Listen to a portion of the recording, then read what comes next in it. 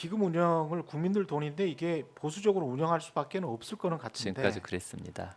또 한쪽에서는 야 지금 예를 들자면 브라질 채권 한참 뜨는데 말이야.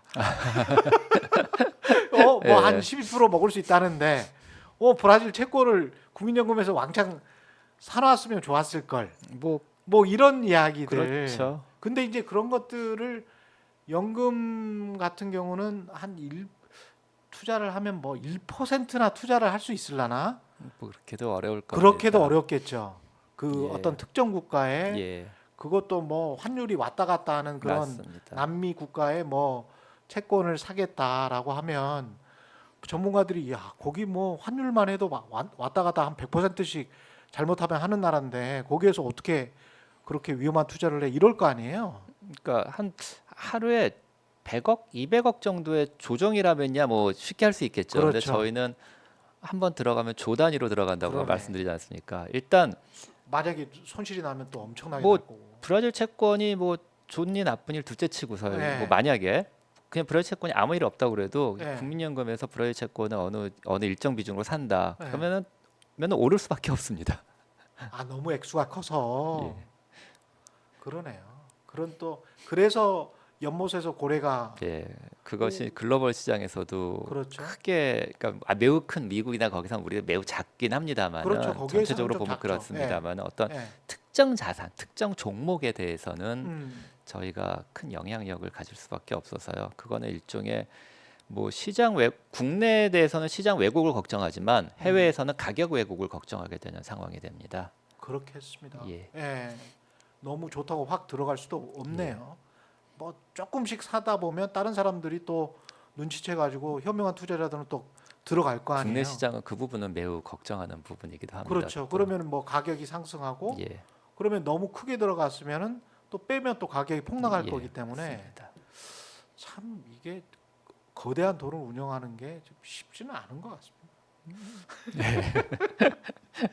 그래서 이- 저희는 예, 중요한 것이 예, 개인의 역량 그런 것보다는 예. 본부에서도요 전체적인 그 기준, 음, 가이드라인, 음. 방향성, 철학 사실 그 부분을 저희가 강조하는 이유가 주로 그러네요. 그런 이유입니다.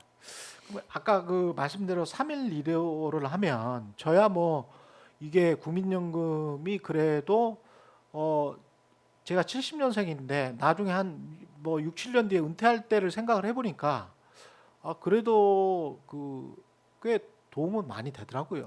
그렇죠. 예. 도움이 되는 수준이죠. 예, 꽤 맞습니다. 그 사적연금 그 다음에 뭐 나중에 주택연금을 할지 안 할지 모르겠습니다만 주택연금, 국민연금 이렇게 하면 그래도 괜찮겠다 노후에 예, 맞습니다. 그렇게 생각을 하는데 그러면 이 3115 이렇게 하면 용돈연금 이상의 어떤 뭐 좀 도움이 꽤 되겠다. 요렇게는 갈 수 있을까요? 어떻게 아니요, 보세요? 그런 말씀은 또 못 드리는 것이요. 아, 그래? 그러니까 국민연금은 그 소위 DB 방식이라고 보통 말합니다. 음, Defined Benefit, 예. 즉 이미 가입하는 순간 수령액에 대한 규모는 정해집니다. 가입하는 순간. 그러니까 하다못해 아까 말씀드린 기금이 고갈돼도 약속한 연금 DB 주는 네. 것처럼 기금에서 엄청나게 벌어서 뭐 아, 몇천조가 돼서 엄청 쌓여도 약속한 금액 이상 드릴 리는 없습니다. 그렇구나. 이게 완전히 안정성이군요. 예, 완전히 그러니까 네. 이미 가입자로서 내는 순간 내가 음. 받을 금액이 이미 지금 전산적으로 확정이 돼 있거든요. 그렇군요.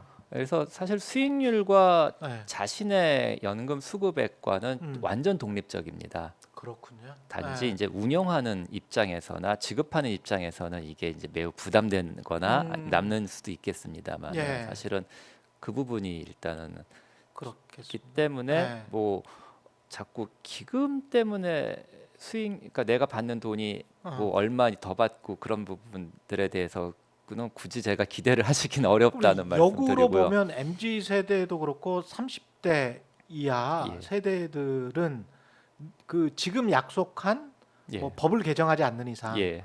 지금 약속한 40% 예. 평균 소득의 40%는 그냥 받을 수 있는 거네요. 맞습니다. 무조건 받는 무조건 거네요. 받습니다.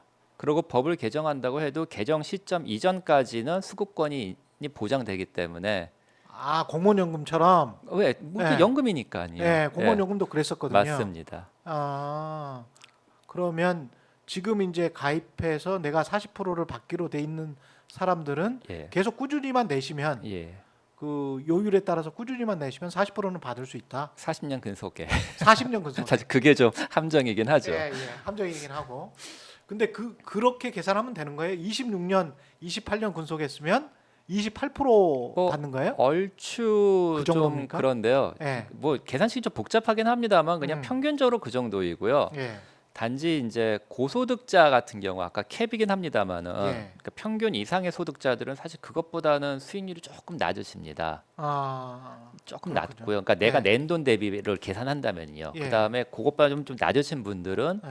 조금 더 많이 받으십니다. 아. 이게 이제 국민연금만이 갖고 있는 소득 재분배 기능이라는 것이거든요. 그래서 연금을 통해서 그래도 최소한 노후에는 다른 사람들도 좀 다른 국가에 비해서 저희가 소득 재분배율이 좀 이렇게 좀 높은 편입니다. 잘 됐네요, 그거는. 예, 그래서 그런 부분들이 있는데 이제 아까 말씀드린 대로 단지 약점은 뭐냐면 캡이라고 해도 내신 것보다는 더 연금을 이제 평균을 받는다. 받으시는 사적 연금으로 보험을 들어도 그것보다는 훨씬 더 많이 받는 거잖아요. 그거는 당연하죠. 그렇죠. 그것보다는 뭐 한 2배 정도 더 받는 뭐 것 같은데. 그럴 수도 뭐 사적 예. 연금은 사적 연금 나름입니다만 좀 평균으로만 말씀하신 드린다면은 그렇죠.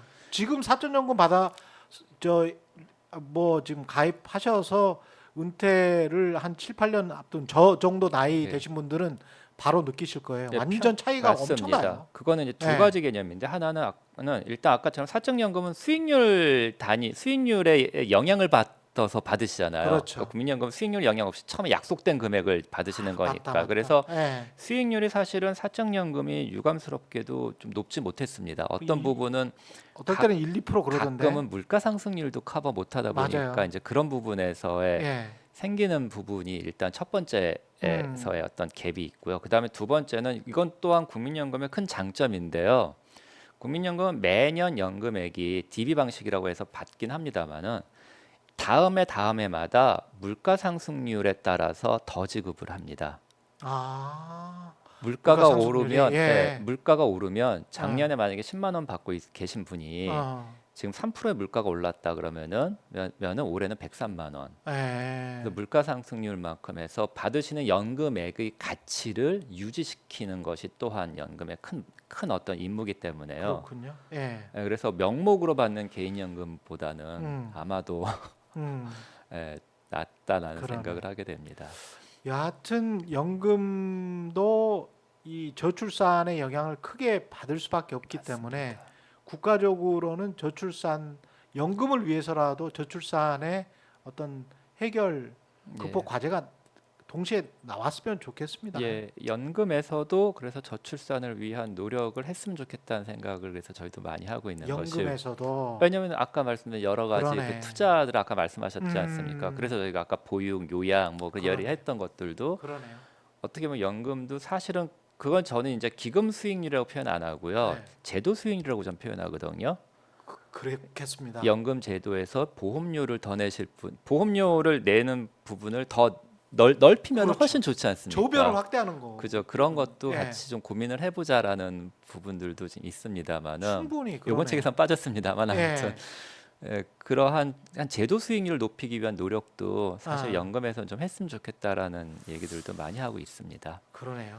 이게 연금이 이렇게 많이 쌓인 것도 어떻게 보면 제가 또 MZ 세대나 태어나지 않은 세대에게도 우리 세대가 뭐 또 좀 떳떳한 게 연금을 꾸준히 내셨던 분들은 이만큼 우리가 축적했다.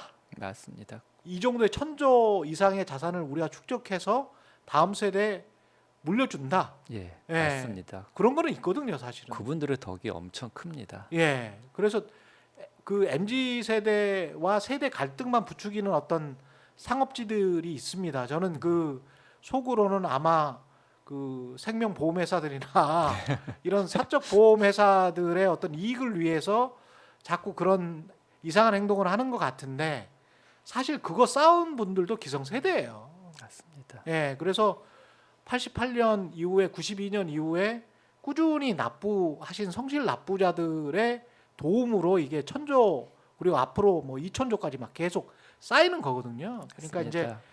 나쁜 점만 보고 자꾸 세대 갈등 일으키면서 젊은 세대를 유리시키면서 그분들의 분노를 조장해서 어떤 사회적인 공익을 해치려고 하는 어떤 일단의 무리들이 있는 것 같은데 한국 사회에 그러지는 말았으면 좋겠습니다, 진짜. 예, 그거는 저도 마찬가지 예. 생각입니다.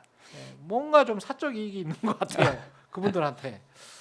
예, 그런 생각이 들고 마지막으로 이랬으면 좀 좋겠다. 공론화위원회도 지금 최근에 발족을 했네요. 예, 예. 있습니다.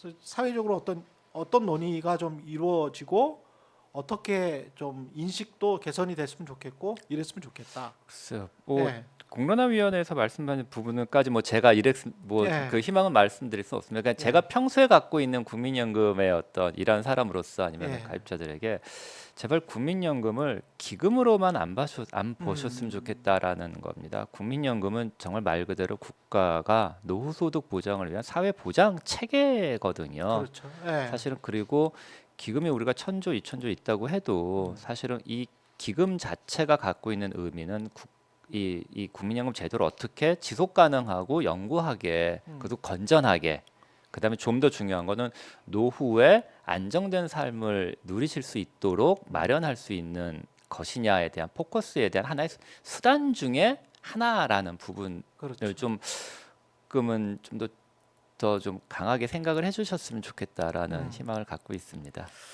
알겠습니다. 여기까지 말씀 잘 들었고요. 원종현 국민연금 기금 운영위 투자정책 전문위원장이었습니다. 고맙습니다. 예, 감사합니다. 네, 최경영의 경제오도독 단단한 껍질에 쌓여 있는 궁금한 이슈를 들고 다시 돌아오겠습니다. 고맙습니다.